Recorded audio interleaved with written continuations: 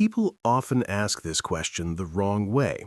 They look at skin tones, eye shapes, and facial features and then assume the differences must be so deep that humanity could not possibly come from one beginning. But that assumption is the first clue in the case, because visible difference is not the same thing as separate origin. The real question is not why people look different. The real question is whether those differences require different ancestors, and that is where the case changes. The Bible begins with one human family, not many. After the flood, the human story narrows again to one surviving household. So if the biblical account is to collapse, it would not collapse because humans look different. It would collapse only if those differences demanded separate human sources. But biology does not force that conclusion. In fact, one of the most important observations in genetics points the other way.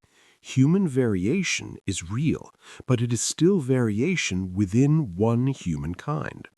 The traits that catch our eye are dramatic, yet they do not prove that different groups came from different roots. That matters because people often imagine race as if each group carries an entirely separate set of traits. That sounds plausible until you look closer. Skin color, for example, is not a mystery that requires different creations. It is mainly about pigmentation and the amount and distribution of melanin. Eye shape, facial structure, hair texture, and many other traits also depend on combinations and distributions, not on the invention of completely new humanity. In other words, the differences we notice most easily are not proof of separate origin. They are proof that one human family contains more built-in variety than people assume. Now the trail becomes more interesting. If one population shares a common pool of traits and continues mixing freely, extreme features do not stay isolated for long. They keep blending back into the larger population. That means strong, visible distinctions do not become stable unless a larger group is divided into smaller groups that stop mixing so easily. And that is exactly why the Tower of Babel matters in this discussion. Babel is not a random side note, it is the turning point.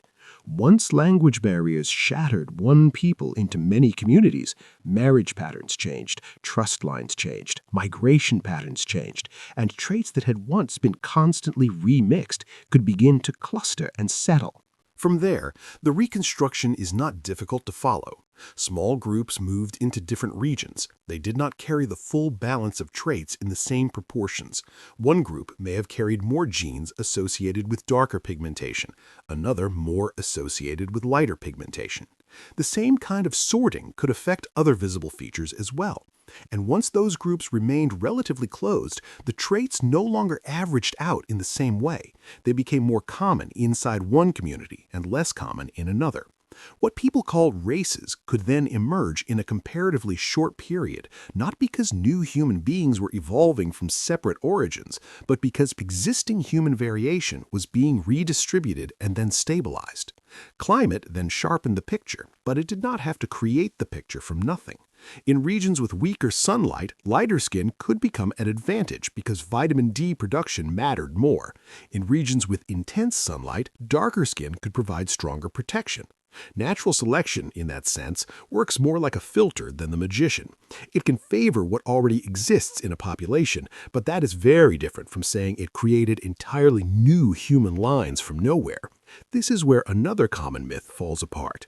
People hear adaptation and immediately imagine a total rewriting of human origin, but adaptation is not the same thing as separate ancestry. There's also a second mistake people make, and it may be the most dangerous one. They assume that if visible differences became stable, those differences must define deeper human value. But if the human story begins with one family, then racial pride collapses before the investigation is even over. Difference can be real without hierarchy being true. Variety can be visible without one people being more human than another. The biblical frame does not erase difference, it explains it while protecting human unity at the same time. So the verdict is clearer than many expect. Human diversity does not refute the biblical account simply because diversity itself is not evidence of separate creation. A divided humanity can produce stable, visible distinctions far faster than most people imagine, especially after isolation, migration, and environmental pressure begin doing their work. The more important question, then, is no longer how humans came to look different. The more troubling question is how quickly people turn difference into distance and distance into superiority. That is the next part of the case. If one human family carried all this built-in variety, then one question becomes unavoidable. Why did those differences not settle much earlier? Why did humanity not split into sharply defined groups from the very beginning? The answer is simpler than many people expect. As long as one population keeps mixing freely, extreme traits do not remain isolated for long. They keep being blended back into the larger group. That is why the key turning point in this case is not skin color and not even climate.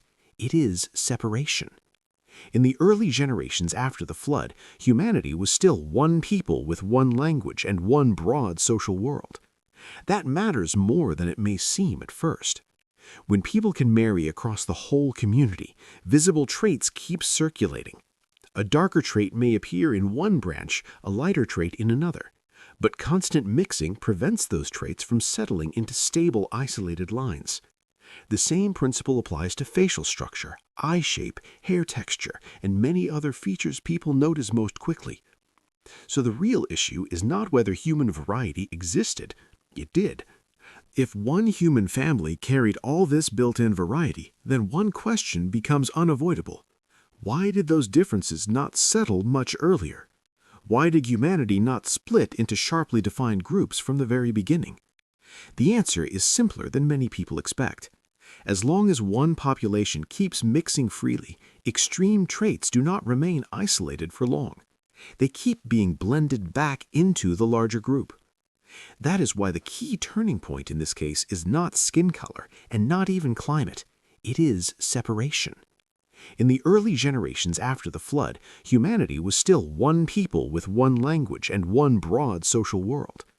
That matters more than it may seem at first. When people can marry across the whole community, visible traits keep circulating. A darker trait may appear in one branch, a lighter trait in another, but constant mixing prevents those traits from settling into stable, isolated lines.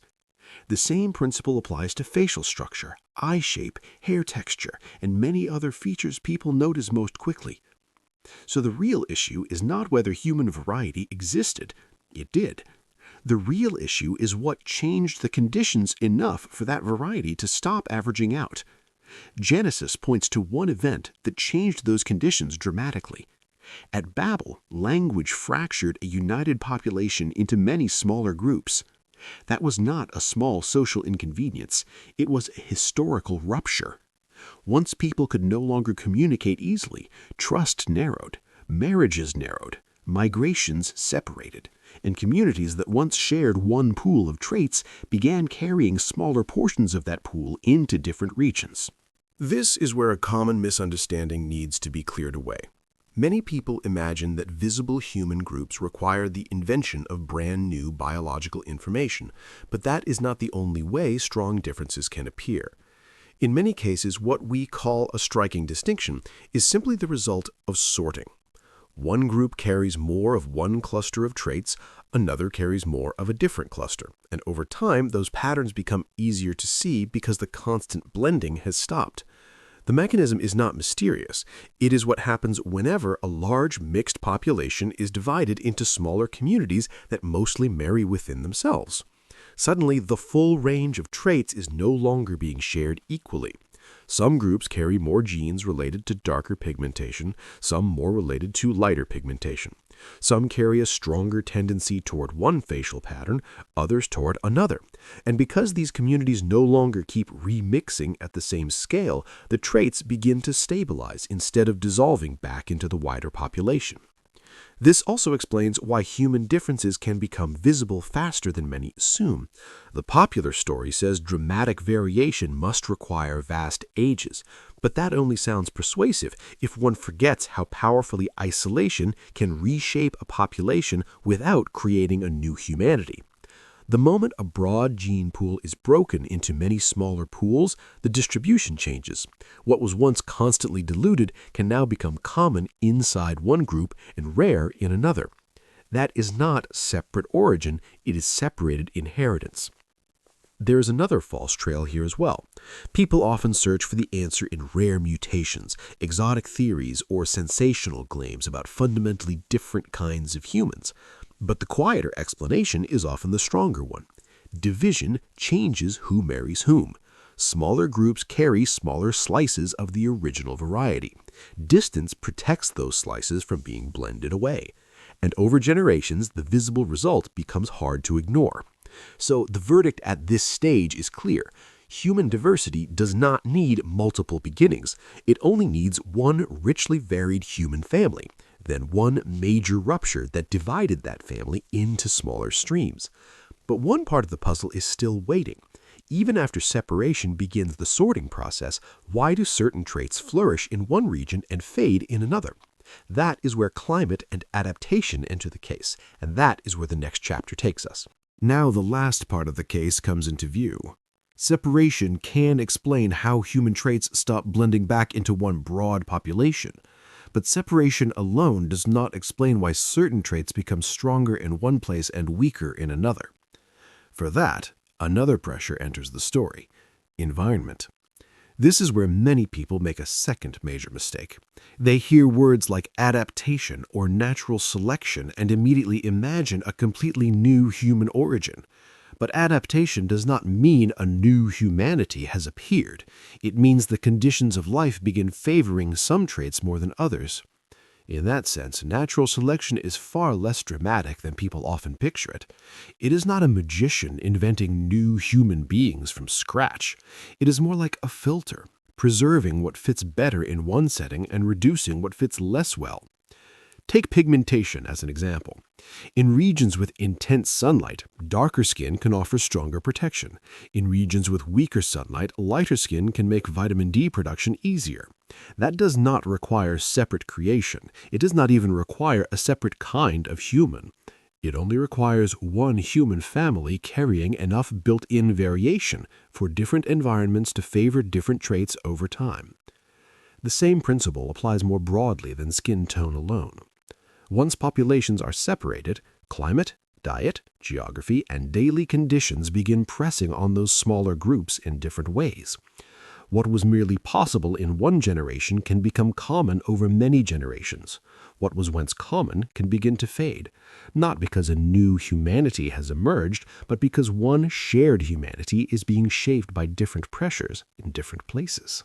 And that is where the popular story often becomes misleading.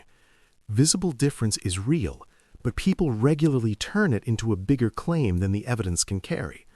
They move from adaptation to separate ancestry, from variation to hierarchy, from observable traits to invented human ranks. That is not science. That is interpretation pushed far beyond the facts. The biblical frame refuses that leap. It gives a simpler and, in one crucial sense, more humane explanation. Humanity is one family. Variety is real. Adaptation is real. Migration is real. Isolation is real. But none of those things cancel human unity. They explain how one human story came to wear many visible forms. So the real scandal in this case is not that people look different. The real scandal is how quickly difference was turned into distance and distance into pride. Once that happens, the argument is no longer biological, it becomes moral. If all people share one origin, then superiority myths do not survive the evidence. They collapse under it. The same diversity that some have used to divide humanity makes more sense when read as the unfolding of one shared inheritance across a fractured world. So here's the final verdict. Human diversity does not refute the biblical account, it fits inside it. A single human family, a great division, separated inheritance, and environmental pressure together form a far more coherent picture than many assume. The question was never whether humans differ. Of course they do. The question was whether difference proves separate beginnings. And after following the evidence, the answer is no. The faces of humanity are many. The origin is one.